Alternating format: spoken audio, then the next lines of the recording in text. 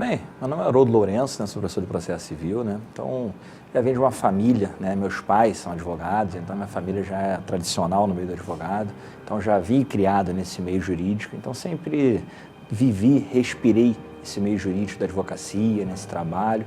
Só que a partir da faculdade de Direito, quando eu já fui introduzido na faculdade de Direito justamente por essa ótica mesmo da família, comecei a me despertar para a docência. Até hoje eu advogo, mantenho o história de advocacia da minha família até hoje, advogo na linha de frente no escritório, mas a docência me chamou a atenção e sempre essa minha disciplina, processo civil, né? Então eu comecei a pesquisar, estudar, aprofundar no estudo no processo civil, foi quando eu comecei a buscar, logo no final da minha graduação, comecei a procurar, pesquisar e procurar informações sobre especializações em processo, então comecei a fazer uma pós-graduação em processo. Depois comecei a fazer uma outra, fui cada vez me apaixonando mais pelo processo civil. Aí depois engatei logo no mestrado, fiz um mestrado fora do Brasil, depois fiz um mestrado aqui no Brasil. E agora há pouco tempo, né, agora esse ano, 2015 mesmo, comecei no doutorado, né? Mas sempre nessa linha do processo civil. Então isso que você me perguntou, acho que já está no sangue, já é de família, já veio de uma veia familiar, está no direito e está estudando sempre o direito. Meu pai não foi professor, tá? Ele foi membro do conselho da OAB, trabalhou sempre nessa área da advocacia civil. Eu me despertei pelo processo civil, acho que foi mais pelo meu lado pessoal e pela advocacia. O processo civil é uma matéria que ele envolve várias outras disciplinas, né? Então você acaba usando o processo em várias disciplinas na advocacia. Se você vai fazer uma ação de divórcio, você tem que ter conhecimento de processo civil. Se você vai fazer uma ação de inventário, tem que ter conhecimento de processo civil. Então acaba envolvendo em todos os ramos, né? Então a docência veio vindo como algo natural na minha vida, né? Apesar de não ter tido essa influência. Na família eu sou o primeiro que dou aula, que trabalho na docência, mas muitos já trabalham na advocacia. Quando eu fiz a faculdade também, meu pai, por exemplo, acaba que o referencial acaba sendo esse, né? Ele nem precisava de fazer exame da ordem. Você terminava a faculdade, você fazia uma sabatina perante representante da OAB e você já pegava a sua carteira da ordem. Na minha época da faculdade, não sou tão velho assim, mas quando eu me formei em 2004, já tinha que prestar um exame da ordem. E eu comecei a ver aquele pessoal, todo mundo desesperado com o exame da ordem, que já estava difícil, já estava com uma reprovação alta. Aquilo começou a me chamar a atenção. Eu falei, nossa, como que a gente faz uma faculdade, tem que prestar um exame da ordem depois para você conseguir a sua habilitação para a advocacia. E aquilo começou a me chamar a atenção, né? Então foi durante o meu exame da ordem mesmo que começou a me despertar a curiosidade, como estudar para aquele exame, como se preparar naquele exame da OAB. Foi quando eu realmente comecei a conhecer pessoas, as quais hoje são docentes aqui comigo, aqui no curso Fórum, nós somos todo mundo contemporâneo dessa mesma geração, tipo uns 10 anos para cá, começou a me despertar essa preparação justamente para o exame da ordem. O curso de Direito no Brasil, ele se popularizou muito, isso é verdade, o curso de Direito se popularizou muito, você tem muitas faculdades de Direito. É notório que a OAB está exercendo um papel que não é dela, de regular o mercado de trabalho. Mas, por um outro lado, é necessária essa regulação e esse filtro dos advogados. Porque, assim, nós temos pessoas que se formam, terminam a graduação realmente e precisam de passar por esse exame. Isso é uma certificação, é uma comprovação para o mercado que você está demonstrando que você tem habilitação legal para isso. Claro que, assim, por um outro ângulo também, então, assim, tem um ângulo que é necessário, né? Se a gente for analisar pelo ângulo jurídico, é necessário, é correto, é válido, o próprio Supremo já falou isso. Agora, por um outro lado, o exame tem que ser aprimorado em alguns aspectos. Por exemplo, a Fundação Getúlio Vargas, depois que nacionalizou o exame, mudou muito o exame da OAB, ganhou outra cara. Então, assim, o exame da OAB está muito mais técnico. Claro que ainda tem muitos erros, muitas coisas devem ser acertadas. Mas para quem está trabalhando há um bom tempo no exame, você já começa a perceber que eles têm evoluído bastante, os erros já não têm sido erros tão crassos, tão comuns. Então as coisas têm evoluído. O exame da ordem é algo necessário, tá? É um filtro. Afinal de contas, o advogado é um interlocutor do cidadão perante o Poder Judiciário. Então você depende do advogado como você depende do médico. Claro que o médico a pessoa coloca notoriamente pensando na saúde. Mas se você tem um problema, a primeira coisa é você procurar um advogado. E se esse advogado não tiver competência, qualificação para lhe representar em juízo, ele vai acabar com o seu direito. Você vai perder o seu direito totalmente. Então tem que ter uma pessoa qualificada e que tenha uma certificação para isso. Então o exame tem o seu papel na sociedade, é essencial. Eu sou totalmente favorável ao exame da ordem, com alguns senões, alguns retoques que poderiam ser feitos ainda. Nós estamos aqui numa discussão enorme no Brasil agora sobre a maioridade penal, né? E isso é realmente um reflexo da aplicação da lei no Brasil. Nós temos esse hábito, achar que a lei vai corrigir tudo, tá? Na minha opinião, acho que não corrige, não. Isso é um problema social. Nós temos um problema e temos uma cultura no Brasil de litigiosidade. Todo mundo gosta de demandar, ir para o judiciário, ajuizar uma ação, processar. Isso é uma coisa natural no mercado e é natural do ser humano, da nossa sociedade. Estou deslocando agora para a minha análise do civil, que não tem nada a ver com o penal, por exemplo. Então nós temos essa cultura e isso dá à pessoa que tem essa condição de levar uma demanda ao judiciário, dá uma colocação para ela muito interessante, ela se sente bem, isso você tem a condição de estar levando buscar a solução de um litígio, uma pessoa no Poder Judiciário. Então a procura pelo curso de Direito, apesar da reprovação no exame da ordem, ele continua crescendo. Continua crescendo. Se você entra numa faculdade de Direito hoje, é enorme o público. Apesar do exame da ordem ser um funil enorme, uma reprovação enorme, como nós sabemos que é, por outro lado, o gargalo está enorme. A entrada nas faculdades ainda continua sendo enorme, os alunos ainda vêem muita perspectiva no curso de Direito. Não necessariamente desses, vamos estar aqui, 100%, talvez 50% preste o exame da ordem.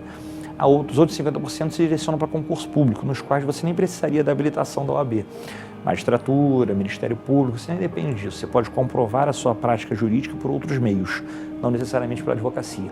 Mas o fato da OAB estar reprovando, o exame da ordem está reprovando muitos candidatos, isso não tem diminuído a procura, não. Não tem tido migração. Eu vou deixar de fazer medicina, fazer odonto, educação física, qualquer coisa nesse sentido. Não. Aquela pessoa que está interessada em fazer direito por qualquer motivo, pode ser por status social, por representar as pessoas em juízo, elas continuam procurando. Elas só vão reparar e prestar atenção nisso quando tem que prestar o exame da ordem, que ela começa a decidir o que quer fazer da vida dela. 8º, 9º período, 10º período. Mas a reprovação, quando eu falei que o exame da ordem é um regulador de mercado, é no sentido da advocacia mesmo, no exercício da advocacia. Na procura dos cursos de Direito, eu acho que continua sendo um fluxo enorme. Ainda acho que é um dos cursos mais procurados ainda no nível superior. Obrigado por esse mais novo, né? Eu estou com 34 anos, mas eu peguei essa transição toda do online. Eu comecei dando aula, evidentemente, não existia, nem se falava em aulas gravadas. Antigamente, no máximo que você tinha era a disponibilização de um PDFzinho para o aluno, um arquivozinho assim, de texto para o aluno, mas nem se falava isso numa tecnologia que nós temos hoje. O online mudou muito no mercado hoje de concurso, de preparação, para tudo. Mudou bastante. Mas eu acho que ele só veio a crescer, ele só veio a acrescentar aos alunos, tá? Porque hoje o aluno ele tem a possibilidade de assistir aula, por exemplo, eu dou aula hoje para pessoas no Amazonas, um estado qual eu ainda não tive nem o prazer de conhecer. E assim, tem alunos de lá que eu tenho retorno com eles, ainda mais assim, pelo fluxo de comunicação que nós temos hoje, redes sociais, por exemplo. Então eu recebo mensagem de aluno do Amazonas, entendeu? Às vezes me convidando a vem cá para conhecer o Amazonas, vão na Bahia, vão não sei aonde, isso é interessantíssimo. E isso é mais uma divulgação, né, do conhecimento.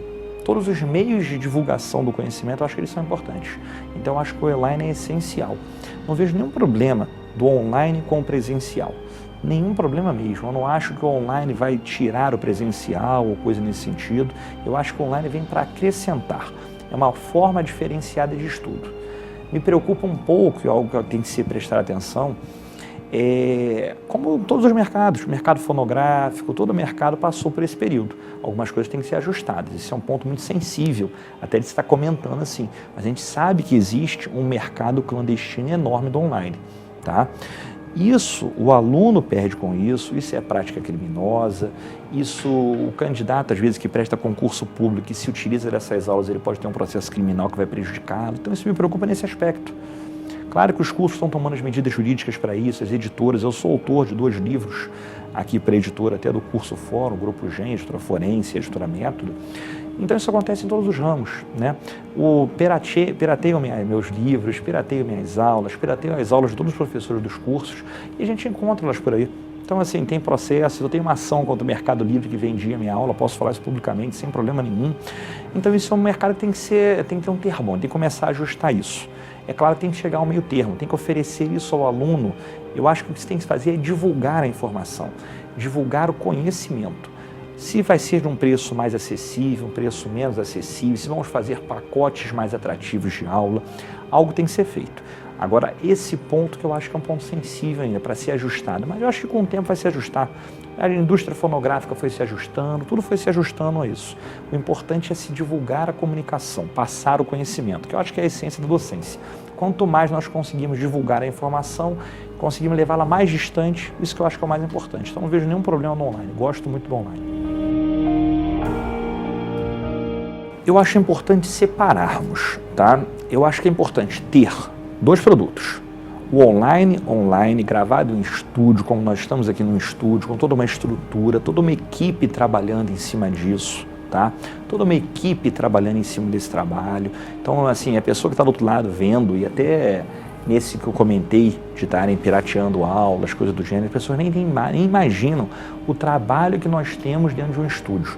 Então, esse é um trabalho muito bonito. Nós temos inúmeros profissionais, tá, que trabalham em cima disso, tecnologia empregada em cima disso. Então, é muito chato, muito complicado você saber que a sua aula está sendo comercializada paralelamente, sem sua autorização.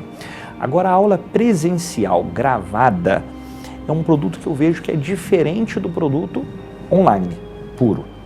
A aula gravada que nós fazemos no presencial, o aluno, o candidato, ele tem que ter essa consciência. Ele comprou um produto presencial e está recebendo, colocando a mais para ele a opção da aula ser gravada. Então ele não pode querer comparar a aula presencial gravada com a aula exclusivamente gravada. Porque na aula presencial gravada o rendimento é outro, você está perto do aluno, você tem um contato direto com o aluno te tira uma dúvida, acaba que você acaba participando e respondendo, você tem aquele debate na sala de aula. Então o aluno que compra o presencial e vai levar a aula gravada, ele sabe que é um produto diferente daquele produto presencial. Então assim, são coisas diferentes que devem ser bem separadas. Até para uma relação de consumo, quando for vendido isso ao aluno. Eu não vejo problema nisso. É claro que o produto, a aula feita exclusivamente em estúdio, somente com gravação, é um produto muito mais trabalhado, mais artesanal. Aquele produto feito na sala de aula é para aquele aluno que não pôde ir, porque ficou mais preso no trabalho, ficou preso no engarrafamento, então ele vai ter aquele complemento, então ele tem que saber que dali é um complemento, não é o presencial. O produto principal dele é o presencial, mas ele ganhou com um anexo, um brinde, um plus, ter aquela aula gravada. Mas eu acho que os dois produtos podem conviver, só separando bem, porque cada um. Haroldo Lourenço é um cara apaixonado pelo que ele faz. Eu sou realmente muito realizado com o que eu faço. E é muito bom quando eu escuto isso dos meus alunos, que falam que percebem que eu sou muito satisfeito. Às vezes o aluno me pergunta como que eu consigo dar 10 horas de aula no mesmo dia. Sim, por um motivo muito simples, porque eu sou apaixonado pelo meu trabalho. Eu faço com amor, faço com um comprometimento, dou 10 aulas de aula, ainda chego em casa, ainda vou estudar para me atualizar, para no dia seguinte ter condições de dar uma aula atualizada para o meu aluno. Então isso eu falo com amor, com muito amor. Sou apaixonado por duas, acho que por 3 coisas. Pelo meu filho, Bernardo, que é meu amor da minha vida, que tem 5 anos hoje. Sou apaixonado pela docência, sou apaixonado pela advocacia. Mas realmente a docência hoje é o que me move, realmente, em termos profissionais, evidentemente. Então o Haroldo é uma pessoa apaixonada pelo seu trabalho. Eu não mudaria, eu não consigo me enxergar fazendo outra coisa se não for dando aula, dentro de sala de aula. Isso me alimenta, com certeza.